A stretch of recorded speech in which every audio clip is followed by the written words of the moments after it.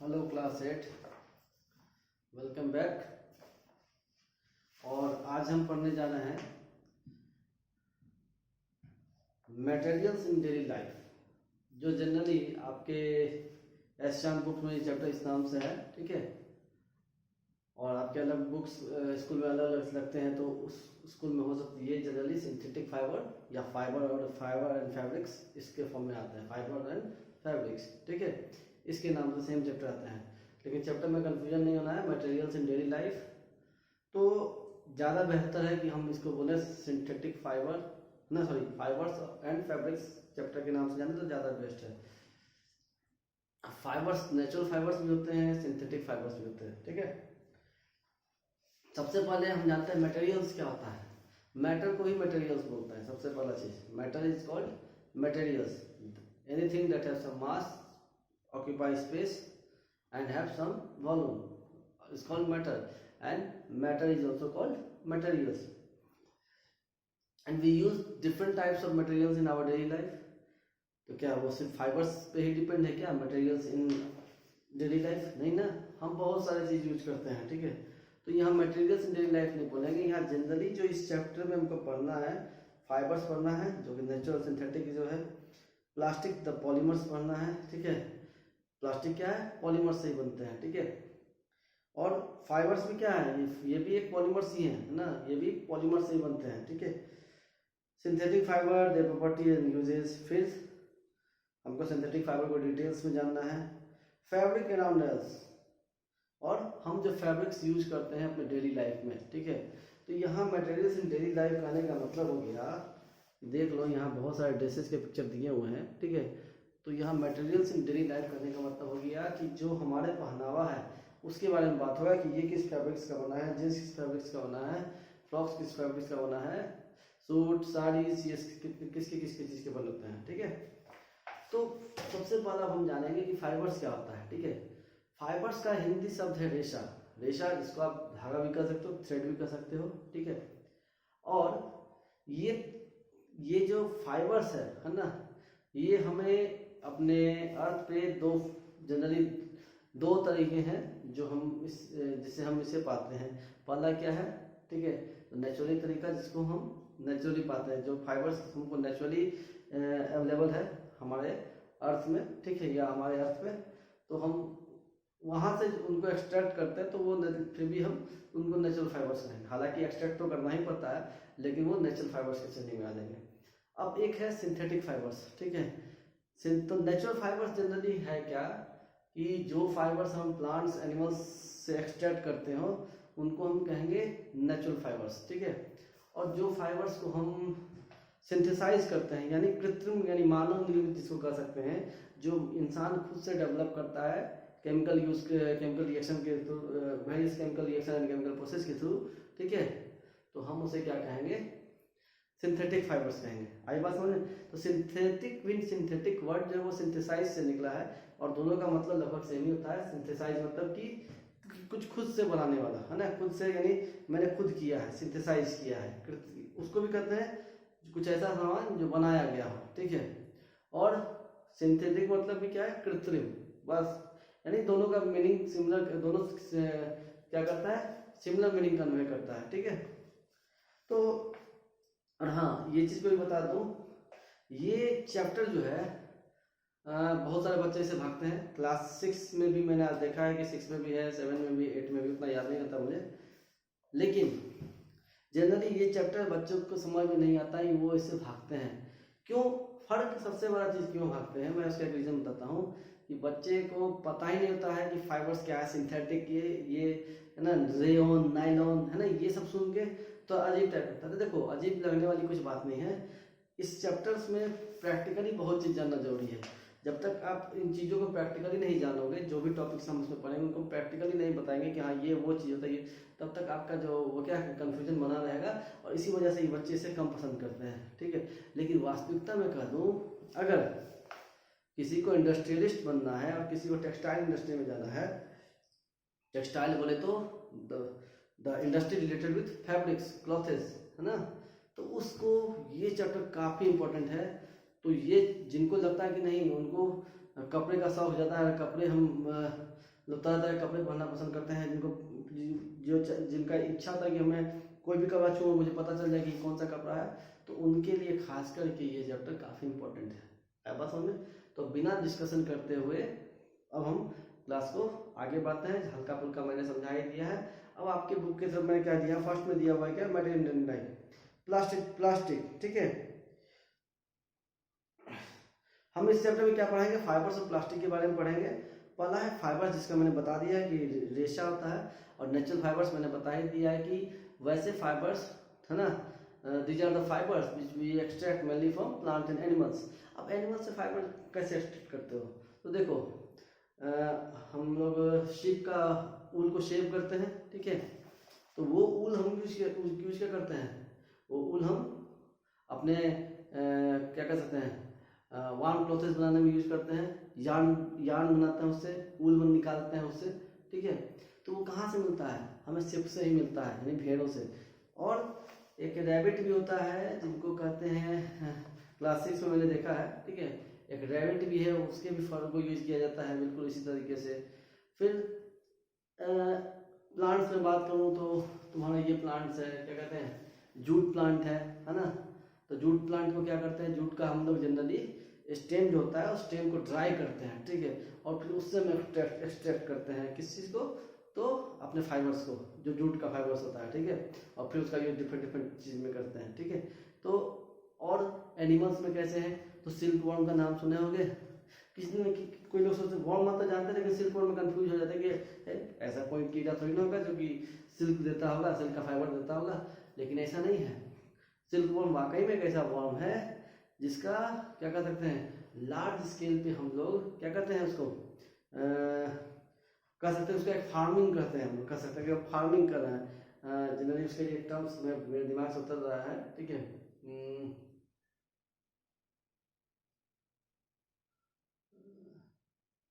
उसको हम कह सकते हैं सिल्क वार्मिंग, है ना, जहाँ हम क्या करते हैं, जैसे हम मछली पालन करते हैं, फिशरीज करते हैं ना, बिल्कुल उसी तरह का है, जहाँ लार्ज क्वांटिटी में हम क्या करते हैं, सिल्क वर्म को डेवलप करते हैं। और सिल्क वर्म को डेवलप करते हैं, वो एक से वो फिर लार्वा में कन्वर्ट होता है, लार्वा से फिर वो एक कुकुन, अपने चारों तरफ एक कुकुन एक लेयर डेवलप करता है, जो बर्स्ट कर करके, जिसको कुकुन कहते हैं, और जब वो बर्स्ट करता है तो उसके अंदर से जो चीज़ निकलता है वही क्या होता है, सिल्क का फैब्रिक होता है, फाइबर्स होता है, ठीक है। और आप सिल्क वर्म देखे भी होंगे, कभी कभी आप गांव में जाते होंगे, यहाँ तो उतना नहीं देखने को मिलता है, एक छोटी सी तितली टाइप की दिखती होगी, जिसको आप छूते होगे ना तो बड़ा ही सॉफ्ट सॉफ्ट लगता है, ठीक है। मुझे भी नहीं पता था कि वो सिल्क वर्म है, लेकिन इधर हाल के दिन मैंने इस चैप्टर पे तो स्टडी किया तो मैं करी वो सिल्क वर्म है, ठीक है। अब यानी अब वो मुझे मिलेगा तो मैं बता दूंगा कि वो सिल्क वर्म है, यानी उसने सिल्क कहीं दे दिया है, अब कहाँ दिया है वो तो खोजना पड़ेगा। तो जनरली हर जगह पे थोड़े बहुत होते हैं, लेकिन इसका लार्ज स्केल पे भी हम क्या करते हैं, इसे एक तरह से कर सकते हैं, इसका रियरिंग कर सकते हैं, है ना, रियरिंग कर सकते हैं, इसको हम ग्रो करते हैं सिल्क वर्म को, ठीक है। क्यों, तो सिर्फ सिल्क प्रोडक्शन के लिए हमारी बिहार सरकार भी सिल्क वर्म की तरफ थोड़ी बहुत ध्यान दे रही है ना। मैंने नीतीश कुमार के मुँह से कुछ सुना है कि वो सिल्क वर्म का करते हैं, और मेरा भी हो सकता है कि मेरे भी माइंड में ये आइडिया आया है कि क्यों ना सिल्क वर्म से कुछ किया जा सके। अब देखते हैं आगे क्या होगा।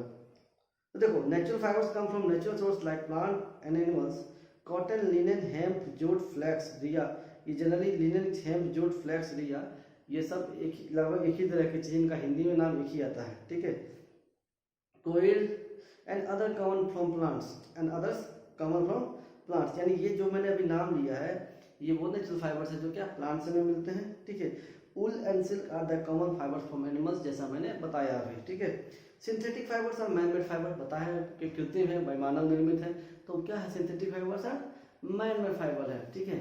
और इसमें जो है made from different chemicals, hence each kind of synthetic fibre or material has its own property. देखो, तो हमने जो बोल ही दिया कि ये सिंथेटिक है, ये सिंथेसाइज किया गया है, डिफरेंट केमिकल प्रोसेस का यूज करके, केमिकल रिएक्शन का यूज करके हम इसको प्रिपेयर करते हैं, तो स्वाभाविक है कि इन सारे फाइबर्स का जो प्रॉपर्टीज होगा वो भी क्या एक दूसरे से डिफरेंट होगा, ठीक है।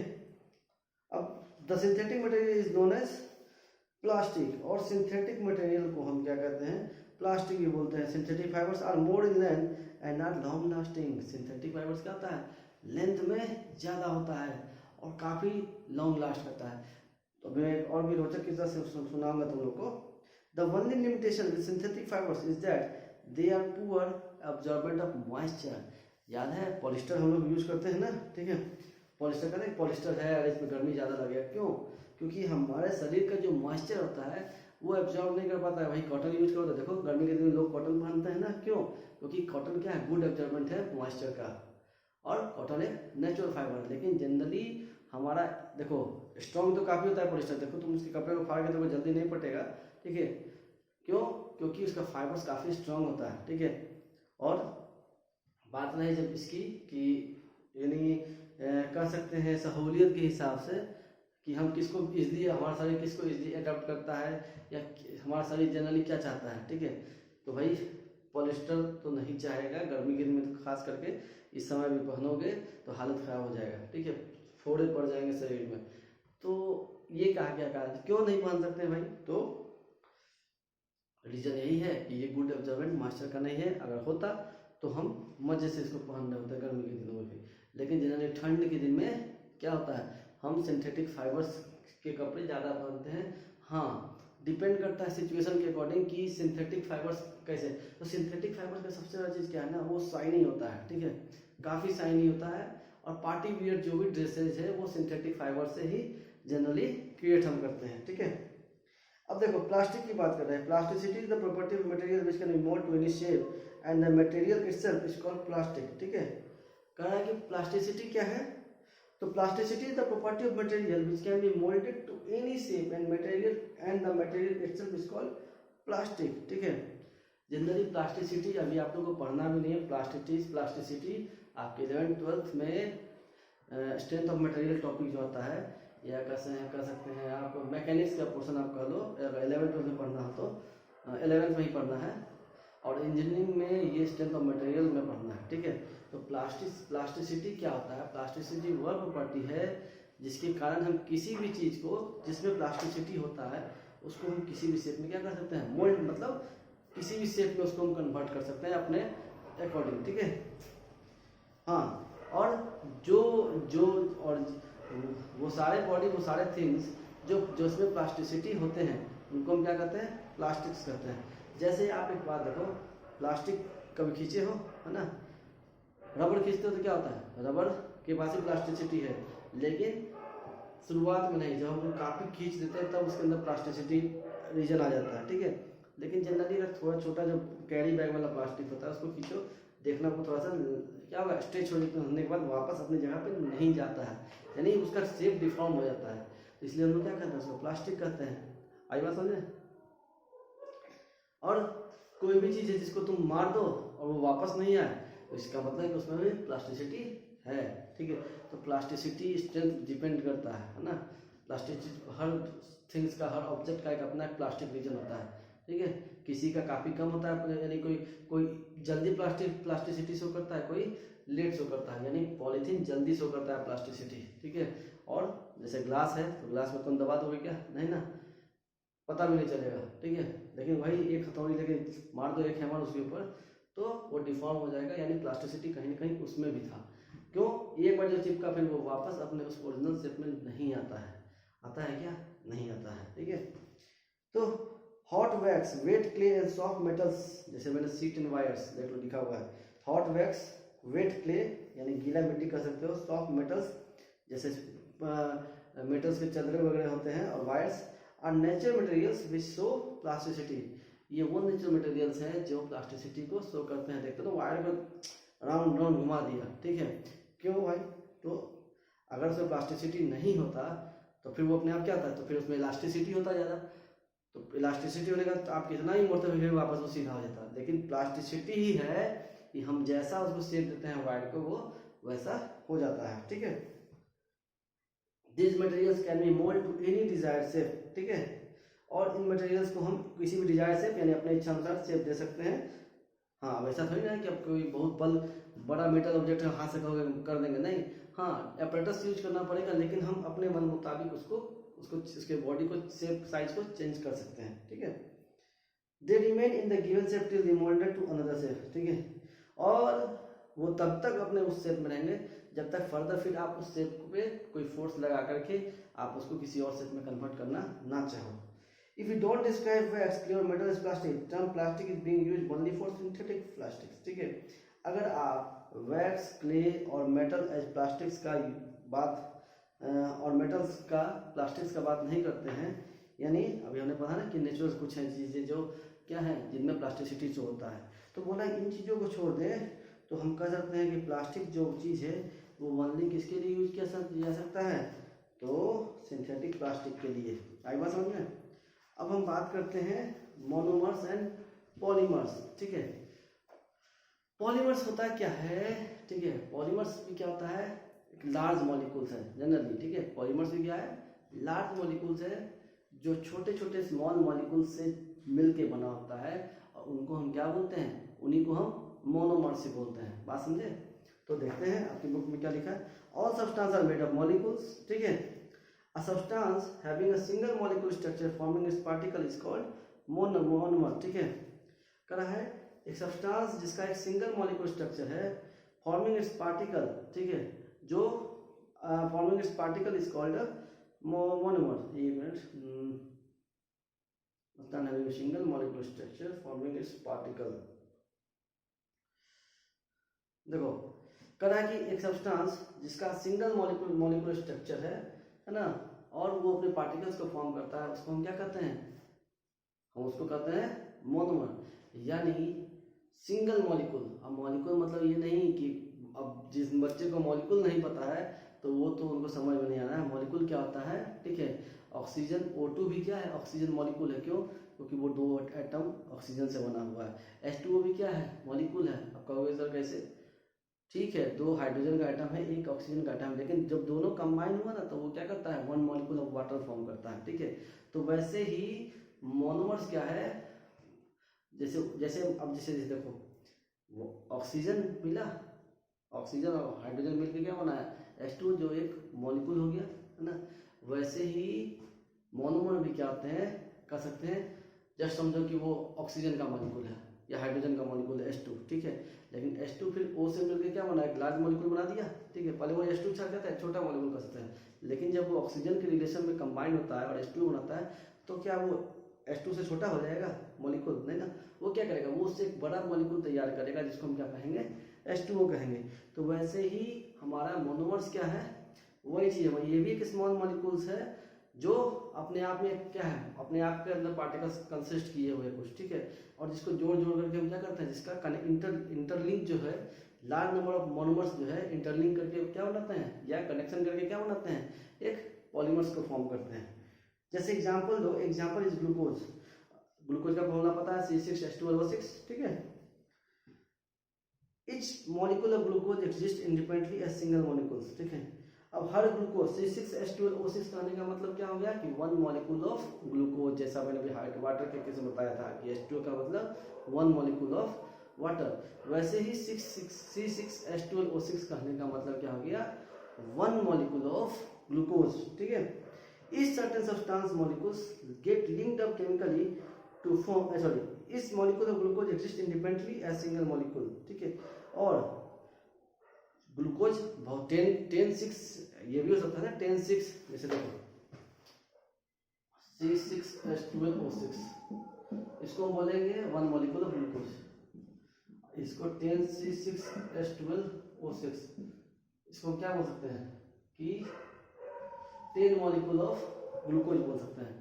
तो इसमें छोटे छोटे ये ग्लूकोज के मॉलिक्यूल्स हैं कि नहीं, लेकिन ये मिलकर क्या कहें, लार्ज ग्लूकोज मॉलिक्यूल्स को फॉर्म किया। वही यहाँ पे समझाना चाह रहा है कि अ मॉलिक्यूल ऑफ ग्लूकोज C6H12O6। ठीक है, each molecule of glucose exist independently as single molecule, और हर मॉलिक्यूल ग्लूकोज का क्या करता है, इंडिपेंडेंटली एग्जिस्ट करता है। अब इसमें 10 मॉलिक्यूल्स हैं ग्लूकोज के, और हर मॉलिक्यूल किस तरह का है, बिल्कुल इसी तरह का, यानी 10 ऐसे मॉलिक्यूल्स आपको निकल जाएंगे।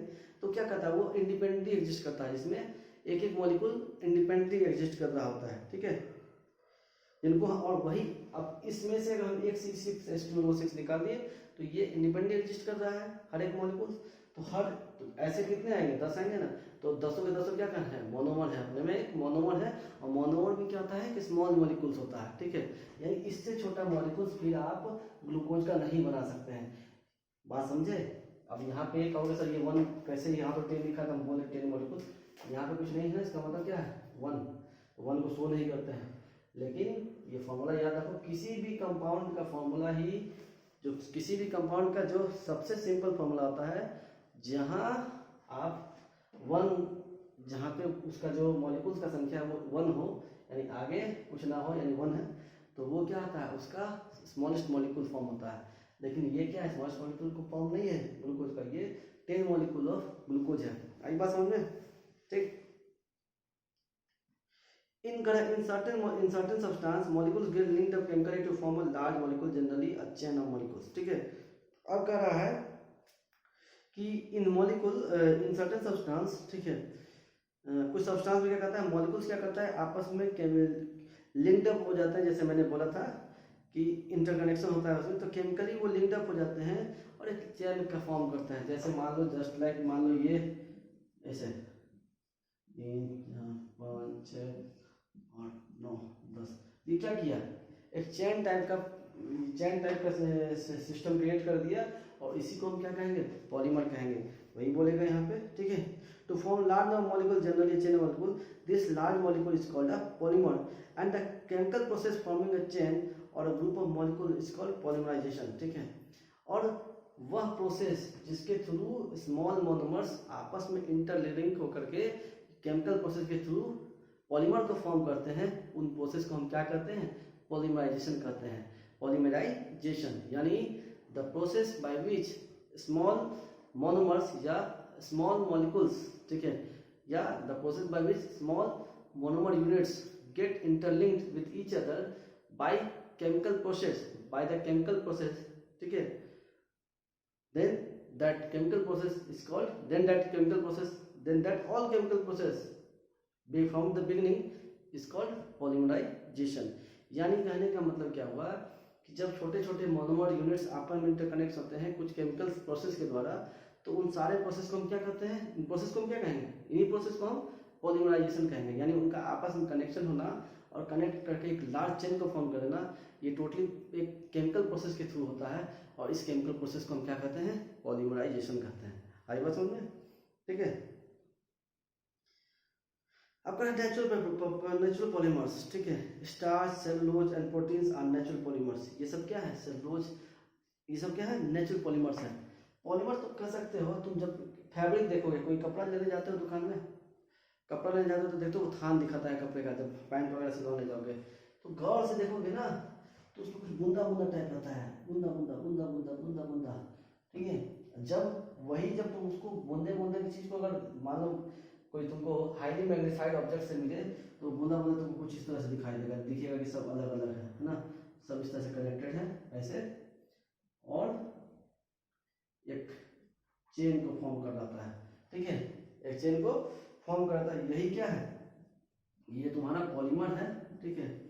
और कॉटन का जो पॉलीमर होता है, कॉटन का वो, यानी ये जो कॉटन का जो पॉलीमर होता है वो किससे बना होता है, सेलुलोज से बना होता है। कैसे बना होता है, सेलुलोज से बना होता है। ऐसे ही अलग अलग फाइबर्स के या अलग अलग फैब्रिक्स, यानी फाइबर्स क्या करता है, फाइबर से हम बनाते हैं फैब्रिक।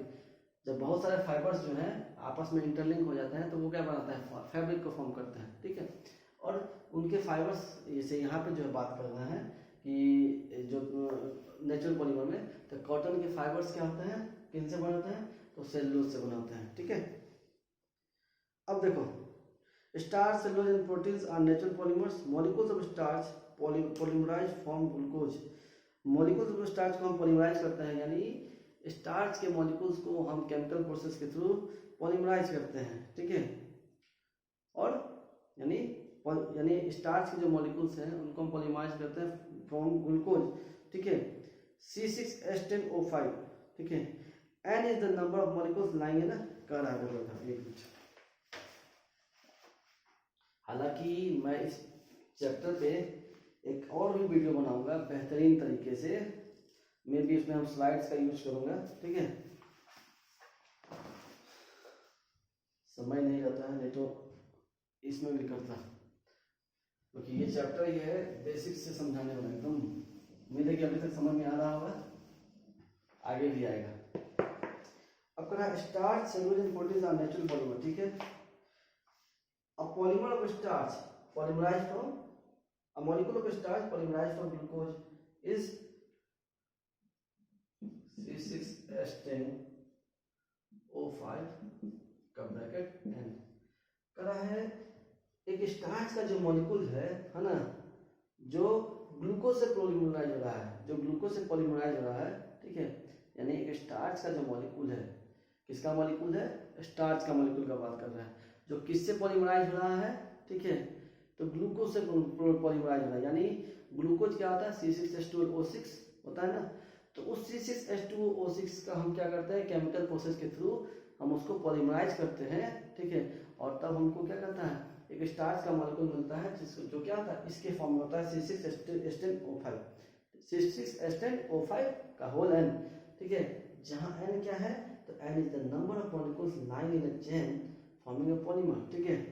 अब जैसे मैंने बताया था 10 C6H12O6 है ना, तो यहाँ N क्या है, ये मोनोमर हो गया, और N क्या बता दिया उसका कि कितने मोनोमर्स हैं, यानी जितने N के वैल्यू होंगे, यहाँ मान लो 10 आ जाता है, तो हम कहेंगे 10 C6H10O5 यानी 10 मोनोमर्स ऑफ स्टार्च मॉलिक्यूल। आया बात समझ में, ठीक है। Similarly proteins are polymers of amino acid, उसी तरह से प्रोटीन्स क्या है, एमिनो एसिड्स का पॉलीमर है।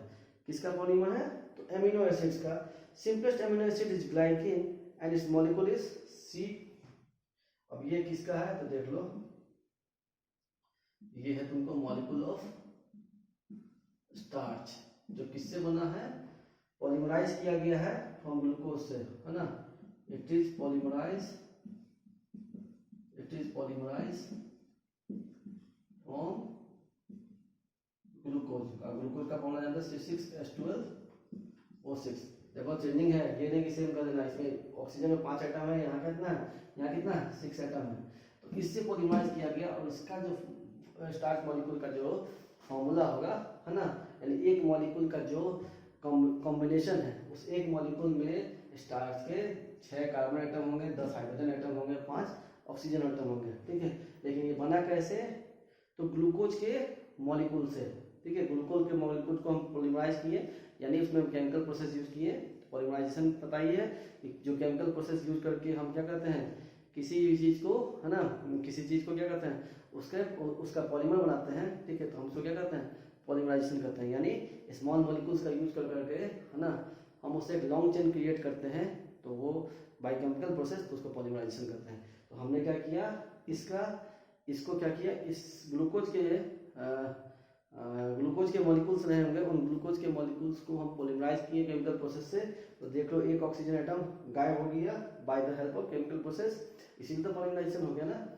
और यहाँ क्या बना दिया, मॉलिक्यूल ऑफ स्टार्च बना दिया, और ठीक है, ये मॉलिक्यूल ऑफ स्टार्च है ना। और जब n मान लो 10 हो गया, तो ये एक मॉलिक्यूल ऑफ स्टार्च है, ये n यहाँ लग गया, n में आप 5 ले लो, 10 ले लो, तो जितना n का वैल्यू होगा उतना ही लंबा चैन बनेगा, किसका, तो स्टार्च के मॉलिक्यूल का। और जितने लंबा मॉलिक्यूल का स्टार्च मॉलिक्यूल का चेन बनेगा, हम कहेंगे कि वो स्टार्च मॉलिक्यूल का पॉलीमर है। आया बात समझ में, ठीक है।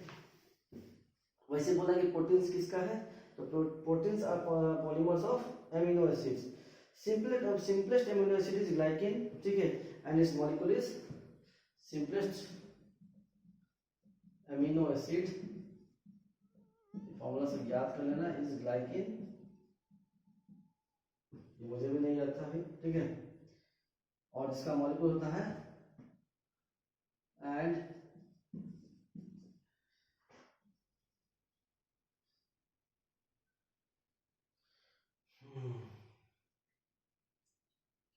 its molecule is C2H5O2 का N, ठीक है। सिमिलरली प्रोटीन्स क्या कहता है, प्रोटीन्स क्या है, पॉलीमर्स ऑफ एमिनो एसिड है। प्रोटीन्स किसका पॉलीमर है, प्रोटीन किसका पॉलीमर है, तो एमिनो एसिड का पॉलीमर है। और amino acid, simple amino acid को हम ग्लाइकेन भी कहते हैं, जिसके मॉलिक्यूल को हम किस तरह से लिखते हैं, इससे लिखते हैं। और इसी एमिनो एसिड के मॉलिक्यूल का जब लार्ज चेन बन जाएगा तो ये क्या बन जाएगा, एमिनो एसिड का क्या कह सकते हैं, यानी हम कह देंगे कि इसका फिर हम पॉलीमराइजेशन कर देंगे तो हम क्या मिल जाएगा, प्रोटीन्स मिल जाएगा। और वो प्रोटीन्स क्या हो जाएगा, उस एमिनो एसिड का पॉलीमर है। सिंपलेस्ट एमिनो एसिड को हम ग्लाइकेन कहते हैं और इसका एक मॉलिक्यूल का फॉर्मूला होता है ये। अब इसी मॉलिक्यूल को हम क्या करेंगे, पॉलीमराइज करेंगे तो हमको क्या मिल जाएगा, एमिनो एसिड का पॉलीमर्स मिल जाएगा। आई बात समझ में। हम क्या करते हैं, मॉलिक्यूल्स को, छोटे छोटे मॉलिक्यूल जिनको हम मोनोमर्स कहते हैं, उनको हम पॉलीमराइजेशन प्रोसेस करवाते हैं, ठीक है। और उन पॉलीमराइजेशन प्रोसेस के थ्रू हमको क्या मिलता है, एक पॉलीमर्स मिलता है, जो कि एक लॉन्ग चेन होता है जिसमें छोटे छोटे मोनोमर्स या छोटे छोटे स्मॉल मॉलिक्यूल्स, है ना, क्या होते हैं, इंटरकनेक्टेड होते हैं एक दूसरे से, ठीक है। जस्ट लाइक ट्रेन का डब्बा मान लो, ट्रेन का बहुत सारा डब्बा और उसका इंजन, ठीक है, कुछ इस तरह का चेन बनता है ना। अब कह रहा है natural polymers may not be plastic in nature. Natural polymer हो सकता है कि वो plastic nature may not be plastic in nature, यानी जो नेचुरल पॉलीमर्स जो है जरूरी नहीं है कि वो प्लास्टिक नेचर के हों, ठीक है। अब अगर देखो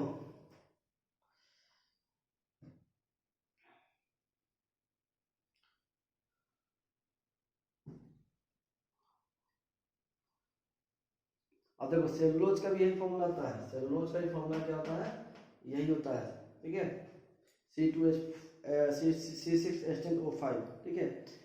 अब बोला है कि कुछ चीज़ें देखो, मोनो का मतलब एक होता है, वही बोला है कि कुछ चीज़ें जो हैं जो ध्यान रखनी चाहिए, कभी भी आपको ये टर्म कहीं भी आए तो आप समझ जाओगे कि कितने का बात हो रहा है। कह रहा है mono comes from monos meaning single, solo और एलोन, यानी मोनो का मतलब होता है सिंगल, सोलो और एलोन। पबजी तो खेलते होगे, पबजी में क्या कहता है, सोलो खेलो, सोलो यानी अकेला प्लेयर के साथ खेलने का मतलब क्या होता है, सोलो खेलो, ठीक है। तो मोनो का मतलब क्या होता है, solo. Monomer is a single molecular unit capable of polymerisation. अब मोनोमर क्या होता है, एक सिंगल मॉलिक्यूलर यूनिट है, मैं बार बार बोल रहा हूँ, सिंगल मॉलिक्यूल को क्या बोलते हैं, मोनोमर बोलते हैं, जो कि पॉलीमराइजेशन के लिए कैपेबल होता है। पॉली मतलब poly comes from polus meaning many, ठीक है। तो पॉली क्या होता है, पोलस कम्स फ्रॉम पोलस, जिसका मतलब क्या होता है, बहुत सारा। तो जब मोनो मतलब सोलो, तो पोली मतलब क्या, स्क्वायर के साथ खेलेंगे, ठीक है, पबजी में। तो polymer is a substance form by simple chemical addition of a number of identical molecules, ठीक है। तो क्या कह रहा है, पॉलीमर एक सब्सटेंस है जो simple chemical addition of a large number of identical molecules. तो आपको पता ही है कि पॉलीमर क्या होता है, अभी जस्ट बताया मैंने, वही चीज को दोहरा रहा है। Chemical formula for cellulose is वही C6H10O5, the same as in starch. Molecule में स्टार्च है तो सेम जो मॉलिक्यूल है किसका, सेलुलोज का, वो भी वही है। The difference lies in the point of link between the two molecules in a chain. लेकिन दोनों में यानी आप कह सकते हैं मॉलिक्यूल्स ऑफ स्टार्च में मॉलिक्यूल्स ऑफ सेलुलोज में क्या अंतर है, तो कहाँ पे डिफरेंस है, तो ये डिफरेंस कहाँ पे आता है, तो the difference lies in the point of link between the two molecules, यानी दो मॉलिक्यूल्स किस जगह पे कनेक्ट होते हैं, उस आधार पे हमारा क्या होता है, मॉलिक्यूल्स ऑफ स्टार्च अलग को हम मानते हैं कि मॉलिक्यूल्स ऑफ स्टार्च एक अलग चीज़ है और मॉलिक्यूल्स ऑफ सेलुलोज एक अलग चीज़ है, लेकिन दोनों का जो फॉर्मूला है ना, मॉलिक्यूल्स का, स्टार्च और सेलुलोज का यही है। लेकिन जब पॉलीमर जब फॉर्म होंगे तो उनका चेन और उनके चेन में डिफरेंस आएगा, क्यों, क्योंकि उनका एक दूसरे मोनोमर्स का जो कनेक्शन है वो अरेंजमेंट हो सकता है कि एक दूसरे से भिन्न हो, ठीक है। This detail will be study in higher classes. मैं भी बोलने ही वाला था कि ये आप प्रैक्टिकल भी देख सकते हो, यूट्यूब पे वीडियो देखना कहीं दिख जाए, ठीक है। अब करा सिंथेटिक पॉलीमर्स जस्ट बताया है कि जिसको कृत्रिम यानी जिसको साइंटिस्ट मानव क्रिएट करता हो।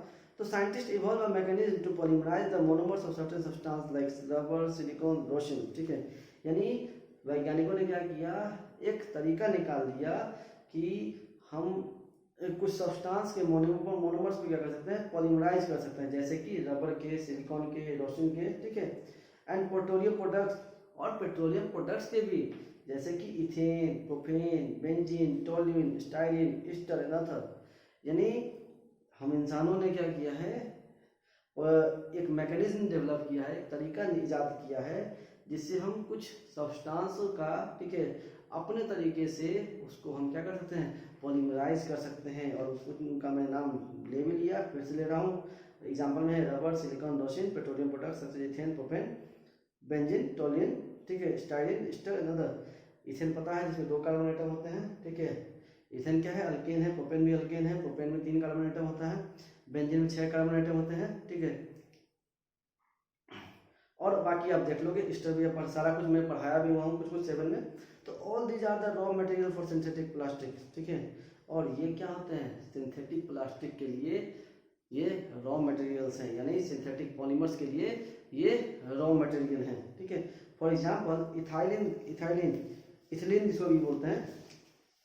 For example ethylene is a monomer with chemical formula. Ethylene क्या है, एक मोनोमर है, ठीक है।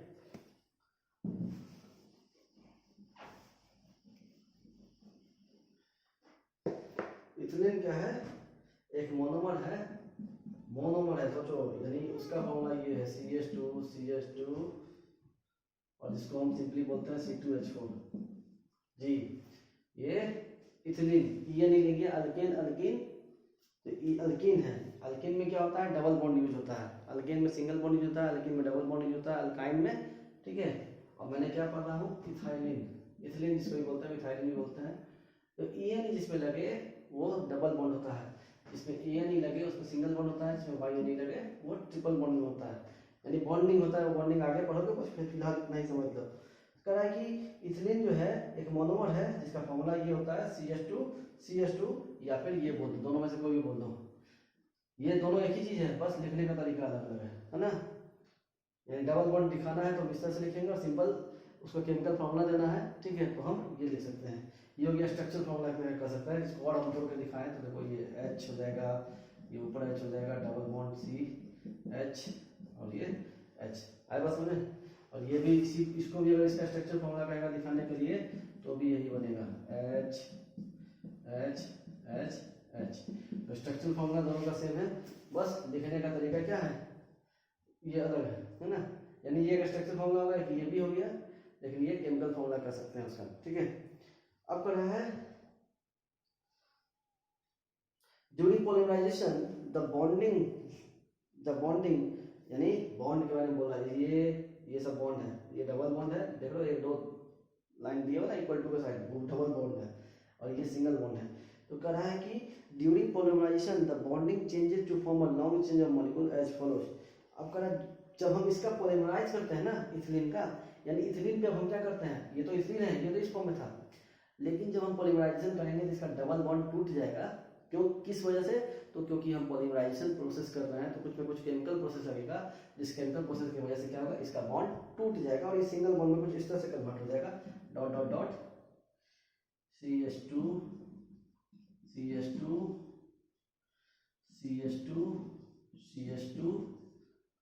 Dot dot dot dot dot dot कुछ इस तरह से।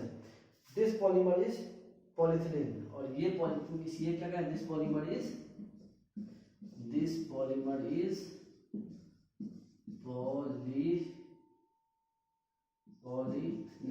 पॉलीथिलीन, यानी क्योंकि अब ये इथिलीन का पॉलीमर हो गया है, तो इथिलीन के पॉलीमर को क्या बोलेंगे, पॉलीइथिलीन, ठीक है, पॉलीइथिलीन, ठीक है। Commonly called by the name of polythene, जिसको हम पॉलीथीन कहते हैं। अभी तक पढ़ते आ रहे थे, पॉलीथीन बोलते भी थे, जिंदगी में यूज भी करते थे, लेकिन कभी समझ में आया कि पॉलीथीन होता क्या है, नहीं ना। तो जान लो, इथिलीन के ही पॉलीमर को क्या कहते हैं, पॉलीइथिलीन, और उसको शॉर्ट में हम दूसरे नाम से क्या जानते हैं, पॉलीथीन। तो आज की क्लास यहाँ ही देख रहे हो कैसा चैप्टर है ये। तो बाकी चैप्टर से थोड़ा सा अलग है, थोड़ा सा समझना पड़ेगा, वर्क करना पड़ेगा इसमें, ठीक है।